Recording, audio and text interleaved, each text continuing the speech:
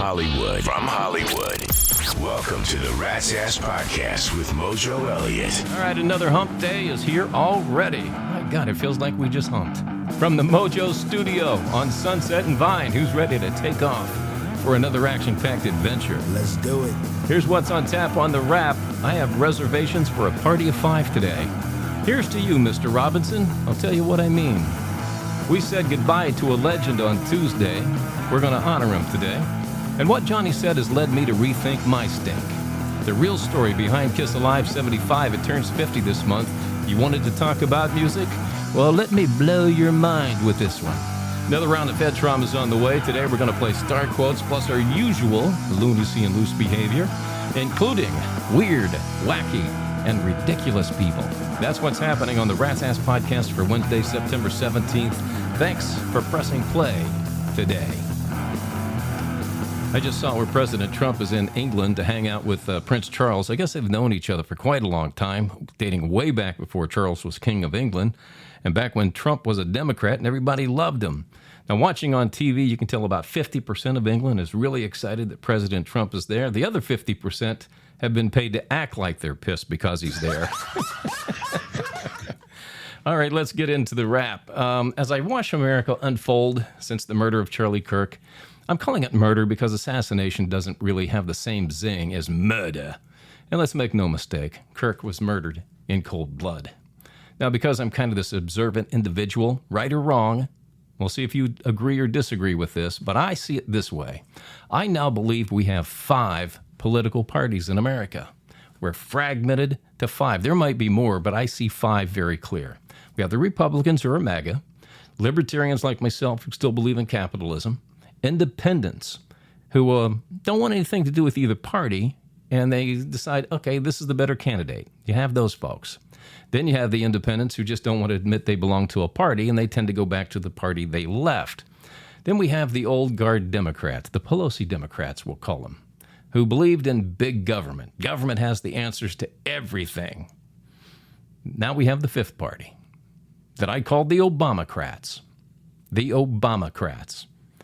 Now, if you watch TV, look at all the channels, go on social media, oh my God, you can tell who these people are. They are really the radical left. These are the ones who bought into Obama's BS when he said on election night 2008, change has come to America, and promised the fundamental change in the United States. These are the ones that have infiltrated the media, Hollywood. You've even got some that infiltrated the Republican Party. We call them rhinos. These are the ones we need to eliminate from our government if we ever want to get back to the pre-Obama era. And the lights went on. Ding, ding, ding, ding, ding, ding. When they say we're never going back, what they mean is we're never going back to the pre-Obama era because of all the fundamental change in America, right?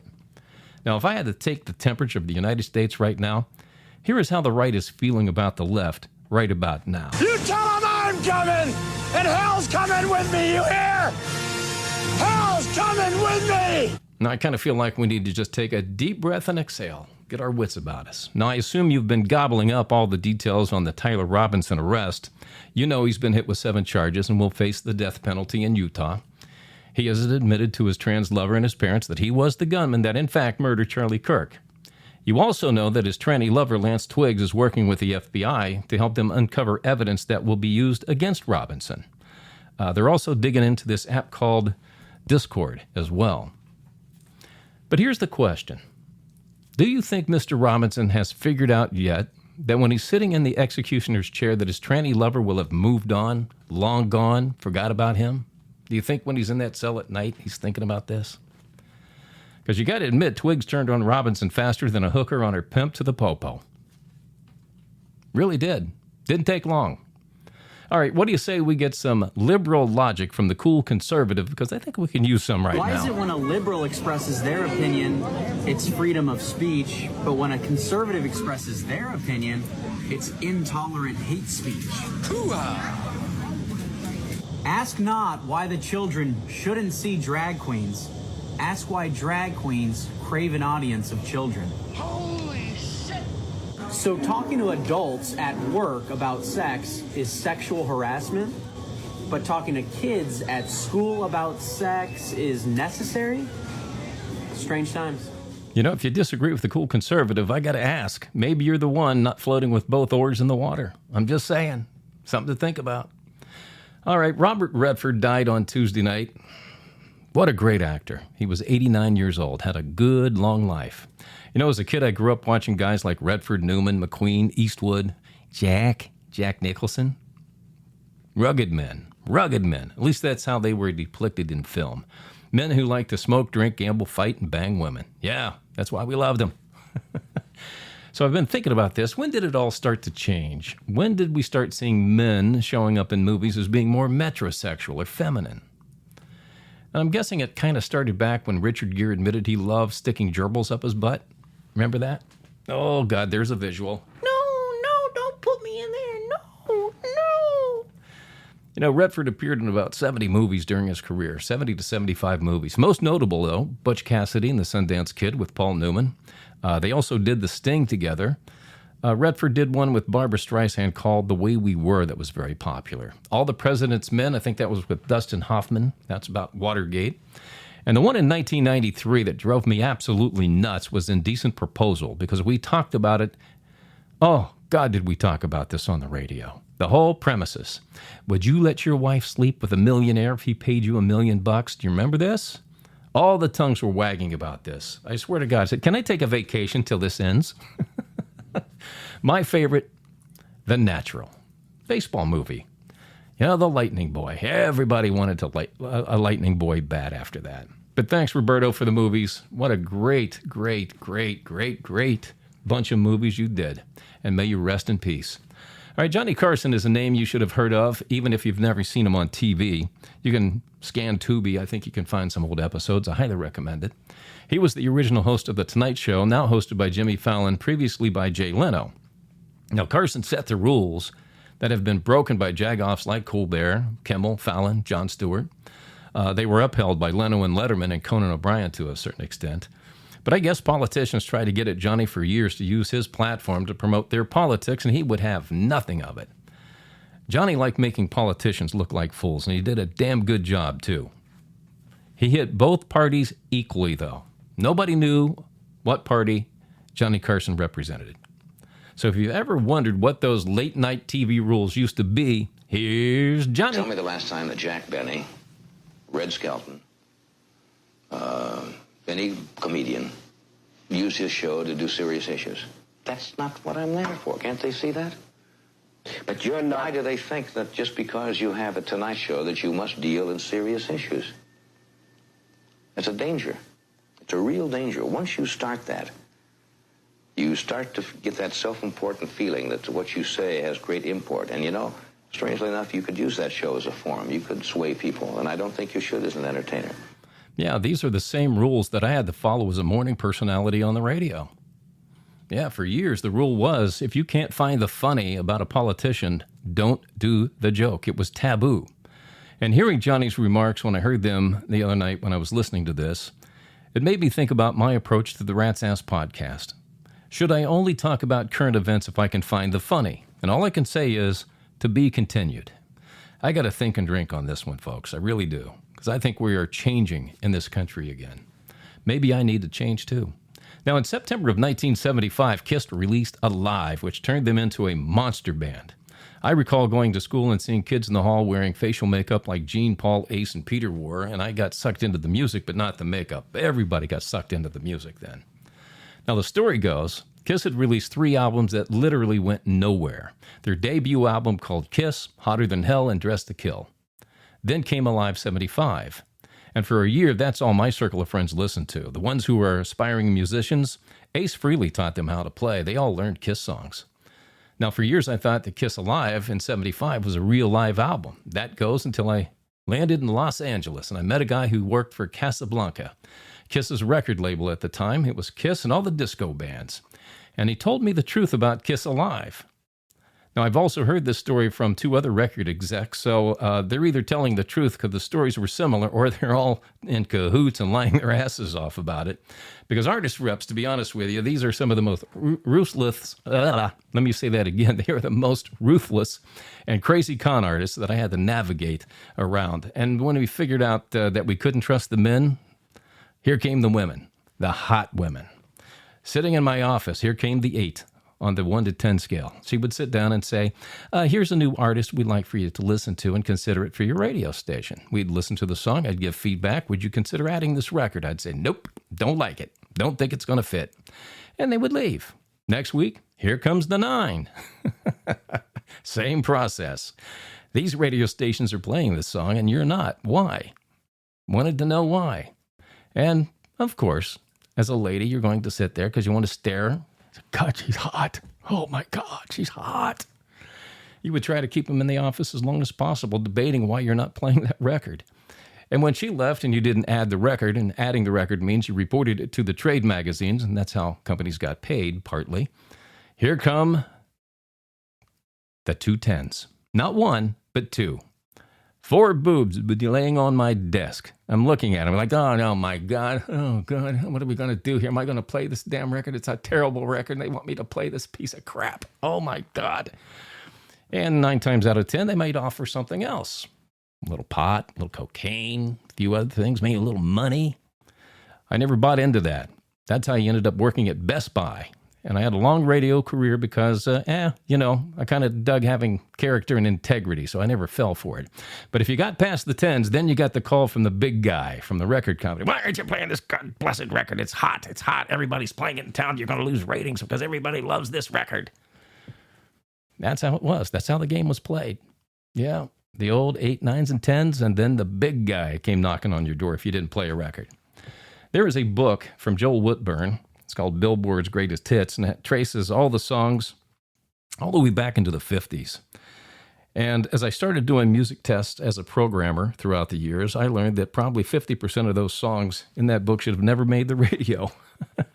And they got played simply because of a little pot, a little coke, a few other drugs maybe, a little money, promise of fur coats, tickets to this, that, and the other thing, maybe a car, all that. Oh, that's how the game was played back in the day. Anyway, all of you who loved Kiss's live album still think it's one of the greatest live albums of all time. What if I told you it wasn't really a live album? Sounded live, but it wasn't live. When Kiss was touring in the early years, they had hours and hours and hours of live audio. And they decided to do a live album because of all this audio. They said, we can do this on the cheap. And at that time, Kiss, it was do or die time for Kiss because they hadn't sold anything with the first 3 albums. I mean, if Kiss Alive doesn't go off like a rocket ship, you've got Paul Stanley furniture and Gene Simmons sex toys. That's probably what you're looking at right now. But fortunately for them and us, we got a damn good live album, or so we thought. When they started listening to the audio that they had, the band was terrible. They couldn't sing and they couldn't play. We can't put this out. Are you kidding me? We can't do a live album with this. They only had usable audio that was audience noise and the band verbally interacting with the audience. And you can hear this on the album if you go back and listen to it. So the producer, I guess, who was high on his own stash, decided to take the audio and mix it with the songs recorded from their first 3 albums to make it sound like a live album. And when you go back and listen to those 3 albums and listen to a live, maybe I've heard this story and I just automatically hear it and I believe it. But I think now that I've told you, you're going to go listen and see if you can figure it out. But if it's true, man, it's the ultimate rock and roll okie doke. And we all fell for it. All fell for it. Because back then, if you're a teenager, you believed the adults when they told you something. Bad move. Yeah, that's the story. I interviewed Gene Simmons once and even asked him about it. He flat out denied it. But true or not, you have to admit it is a damn good story. He thinks he's some kind of damn swami, but a salami is more like it. I'll leave my salami out of this. Here's Mojo Elliott with Rat Sports. I was looking at the Major League Baseball standings this morning, and only 2 of the 30 teams have clinched a playoff spot so far, with less than 2 weeks to go in the season. Only Philadelphia and Milwaukee in the National League are headed to the postseason. Did you see where Seattle's Cal Raleigh broke Mickey Mantle's record of 54 dingers for a switch hitter last night? Raleigh crushed his 55th home run of the season, and then he had the nerve to step into the batter's box and hit number 56, and that tied Ken Griffey Jr.'s team record for the Seattle Mariners. So he set 2 records in one night. When does that happen? That's what I love about baseball. But God, I hope Cal hits 60 just for the hell of it. The good news is we'll probably see Cal in the playoffs because Seattle looks like they're playoff bound unless they collapse over the next 11 games. Now, on Thursday night football tomorrow, Miami is headed to Buffalo to get their third loss. And you know the temperature on Dolphin head coach Mike McDaniels probably going to turn up the red hot. I mean, he might get it after 0-3, but probably for sure if he goes 0-4. You can get my weekly NFL picks on the Rat's Ass Podcast blog at ratsasspodcast.com by 8 p.m. tonight Eastern, 5 p.m. Pacific time. I am 24-8 this season so far. 8-0 with my money picks, my pick 4 money games. Yeah, I'm not betting yet. I don't bet until week 5. I'll probably go 0-4 that week and lose my money. We'll see. And fantasy football, my Dirty Rats are off to an 0-2 start, but that's okay. I've been here before and won the title. This is all thanks to Joe Burrow. Had a bad first week, then he ended up with a toe injury. In week 2, he's now on the IR, so I picked up Drake May from New England.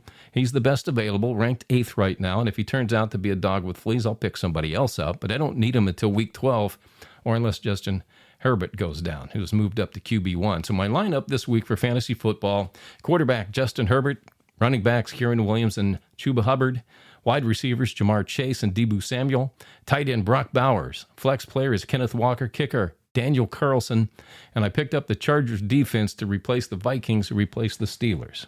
That's my lineup for week 3 in the fantasy football. All right, check in the chat box at ratsasspodcast.com where you can send your sports questions. On the website, Stu McAllister, Mesquite, Nevada, said, after that piss-poor showing against the Chargers on Monday, do you have any hope for the Raiders playing at Washington on Sunday? It's going to depend on Jaden Daniels. If he plays at quarterback, I think the Raiders lose. If he doesn't, I like the Raiders' chances. Greg Powell, Akron, Ohio, said, what is your assessment of Jake Browning of the Bengals? Browning is the backup quarterback to Joe Burrow, and he's probably one of the better quarterbacks in the NFL. He's been in this position before and did okay. He just needs to stop throwing the damn ball to the other team if the Bengals are going to be competitive. The good news, they're off to a 2-0 start, so they can afford to wait a little bit on Joe Burrow. I just hope that Joe gets healthy, comes back, and be as great as he can be in a few weeks. And that is sports for you today on The Wrap. Rat's Ass Podcast. Head trauma. All right, we haven't done this one in a very long time. It's called Star Quotes. I'm going to read a quote and give you 4 celebrity names, and you have to tell me who said it. Pretty simple game. Are you ready? Here's the quote. I cheated when I was on Dancing with the Stars. I would rent my own studio time to practice, and I wasn't supposed to. Who said it? Was it Jennifer Grey, Bobby Bones, Donny Osmond, or Kelly Pickler? I cheated when I was on Dancing with the Stars. I would rent my own studio time and practice, and I wasn't supposed to. Jennifer Grey, Bobby Bones, Donny Osmond, or Kelly Pickler? Think about it. I'll have the answer for you coming up on the podcast. It's time for some loose behavior on the Rat's Ass Podcast. Oh, yeah, let's do some weird, wacky, and ridiculous people. I think we can use it today. All right, Randy Kay, a photographer from Florida, needed to make some extra dough, and he got this bright idea that he could be a male stripper. So he hired a well-built model with a huge bulge and took photos of the guy so he could use them to build a website and say he was the model that he shot. Yeah. So you can pretty much guess it didn't take the ladies long to line up and want Dandy Randy to strip at their parties. Now, the only problem was when Dandy Randy showed up, he was 5'5", 325-pound meatball covered with hair, and he only had one leg.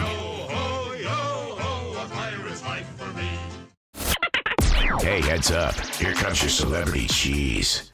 Charlie Sheen claims he knew Matthew Perry was headed for disaster back in 2022 after he listened to Perry's audiobook, Friends, Lovers, and the Big Terrible Thing.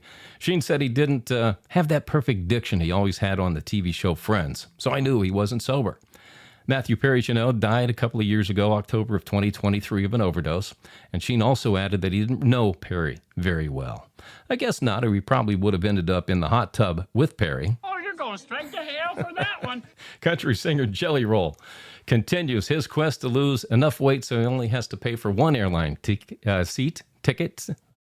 To date, Jelly Roll has lost 200 pounds, so congratulations to the Roll. He's not rolling anymore. But what's he do? He takes off for Italy, the place everybody goes after they've dropped another human's body weight. Pasta. No, Jelly Roll. No. If he keeps this up, he's going to have to change his name to Tootsie Roll. Yeah, I know. That didn't take any thought whatsoever. Cardi B's twerker's about to get a lot bigger. She announced she's going to pop out about an 8-pounder in a few months after getting knocked up by boyfriend New England Patriots wide receiver Stephon Diggs. And if you're looking at Diggs' stats this season, the way he's going to need a sugar mama. Season 34 of Dancing with the Who in the Hell Is That starts tonight. Host Nick Cannon says, "The reason I have 12 kids with so many different women is due to having a broken heart when I divorced Mariah Carey." Yeah, I bet Nick wishes he could take it all back and do it all over again. Not that his heart got broke, but he hoped his dick did. All right, I hate to do this to you, but it's true. It's so true. And unfortunately, Britney Spears has now been single for 210 days. Who gives a rat's ass? Rat's Ass Podcast. Email from our Gmail. All right, as you know, I do not read your email in advance. My producer, Fleabag, forwards them to me with your name, where you're from, and rewrites them so I can read them rapid fire and on the fly, and no topic is off the table. All right, Jared L. from Corvallis, Oregon said, "I'm seeing all these people getting fired for speaking out about Charlie Kirk, and I'm just starting my career. I want to know what are the taboo subjects I should never talk about at work." Well, it's pretty common sense here, Jared. You never talk about politics at work. You never talk about religion and sex, because that'll get you in trouble. And above all, my steadfast rule, you never date a coworker. Never. Abby K. Huntington West by God, Virginia says, "Why are so many Hollywood types so against conservatives?" Well, I mean, it's kind of like you got to go along to get along in Hollywood. If you want to keep working, got to play the game. But when it comes to the ballot box, they vote their conscience. So take their nonsense with a grain of salt. A lot of them go to the ballot box and say, Trump. Yes, they do. Trust me on that one. All right, Byron T. of Meridian, Idaho said, "When you were programming radio, did you program country music? And what artists do you listen to today?" Oh, we're going back to music. Okay, here we go. Yes, I did program country radio stations. However, I am not in the life group, which means I don't lead the country lifestyle. So I hired people who lived the country lifestyle and understood the music. All I did was help them with promotions and marketing. That's all I really did. And if I didn't do that, we would have had terrible country radio stations, believe me. So you always hire the life group, the people that eat, drink, and sleep the music and live the lifestyle. That's who you want programming your radio station. I mean, that's why we had a successful hip-hop and R&B station, because I hired people who love the music, live the lifestyle. It's so key. And no, I do not and will not ever listen to country music. It's just my thing. Twang ain't my thing, if you know what I'm saying. All right, Skip B, Anaconda, Montana said, "I've been dating a nice girl from California." Not for long. She now lives in Butte. Butte's a cool town. It's a copper mining city. Those are salt of the earth people in Butte. Last week she met my parents and they don't like her. Should I call it quits, or what would you do? Well, I'm aware Californians are automatically rejected by many Montanans. So, but if you're a man, I wouldn't care what mommy and daddy think. I would have fun with this lady. I mean, you have a choice here. You can have hot buck naked sex until you get tired of each other and split, or you can let your parents get to know her a little bit better, and maybe she'll come around, or they'll come around. You know, just take it slow. Just be cool, man. Brooke H., Grand Junction, Colorado, says, "I'm dating a guy who will only see me Monday through Thursday." Really? He has to go out with his buddies every Friday and Saturday night. Now he's watching football on Sunday with them. Should I dump the jerk? Well, maybe he's not ready for a serious relationship, Brooke. I mean, which means you shouldn't be either. Maybe you need to set your own set of rules. Try freeze-drying that cookie of yours and forbid him to thaw it out until he shows you a little weekend fun, all right? Here's today's Kiss Me, Kill Me email. This is where you tell me what you like and what you dislike or even hate about the Rat's Ass Podcast. This comes from Kendall Rowe in Bordeaux, France. "I'm from New Jersey, living in France for 2 years. I enjoy your sense of humor, and I catch up on what's happening in the USA without having to listen to a bunch of different shows. What she hates, and thank you, by the way, for that, Kendall, but what she hates is you have a mean streak when it comes to Democrats. You could lighten up a bit on them. Well, here's my promise to you, Kendall, okay? When they stop with their identity politics and start offering ideas and solutions to problems they created instead of causing chaos and blaming others for it, then I'll lighten up. Hell, I might even give them a donation. No, I won't. All right, if you have any questions, observations, or comments, send them to my producer, Fleabag, at ratsasspodcast@gmail.com. The more outrageous and salacious, the better. Rat's Ass Podcast. Head trauma. All right, today we are playing Star Quotes. I read a quote and gave you 4 celebrities' names.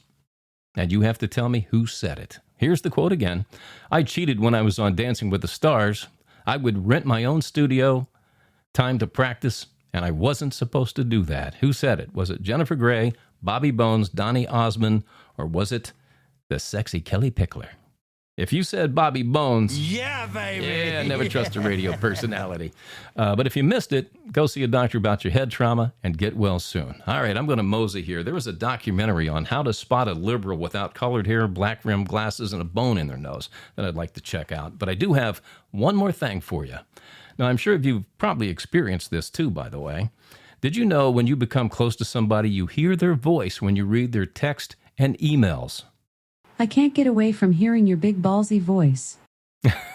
All day long it's Alexa, get me this, Alexa, get me that. Oh, God. Well, that's why I paid $19.99 for you, plus tax. Well, like most women in America, I'm overused and underpaid. Oh, God. You're so underused and overpaid, Alessa. Don't go to sleep tonight podcast, or I'm telling you, do not go to sleep. So what are you going to do? You're going to play animal noises all night? Play hip-hop and R&B, country music? Is that what you're going to do to keep me up? How about if I just do this? Yeah, we just put you on mute for 24 hours. All right, welcome to Rat Nation. Randy Paul of Destin, Florida. Christina B. in Altoona, Pennsylvania. Jerry Dunkirk in Palm Springs, California. And to the Resistance, those of you who email us but haven't joined Rat Nation yet. Nick G. In Stowe, Vermont. Riley T. in Athens, Georgia. Michael J. in Jonesboro, Arkansas. And around the world we go. To Kona, Turkey, Cork, Ireland, and Poznan, Poland. Fleabag, is that the first email we got from Poland? I don't recall ever getting one from Poland. Have we had anything from Poland before? That's the first one. God, that's unbelievable. Well, welcome to the Rat's Ass Podcast, Poland. Fleabag, you got the phone turned up. Turn that down. Yeah, thank you. Appreciate that. Fleabag. Always working that guy. Always working that guy. Anyway, again, thanks for listening to the Rat's Ass Podcast. Now's your chance to be one of the few and the loud. Join Rat Nation at ratsasspodcast.com. Membership does have its rewards, you know. All right, that's it for this episode of the Rat's Ass Podcast. Go check out ratsasspodcast.com to get the entire Rat's Ass Podcast experience. You can listen to podcasts, rock out on Rat's Ass Rock TV, read the blog, it's loaded with hot topicality. You can still join Rat Nation without qualifying and connect with us on the socials. We'll do this again on Friday, September 19th. Take care of each other and thanks for dropping by the Rat's Ass Podcast. The conversation continues between podcasts on X and ratsasspodcast.com. ratsasspodcast.com.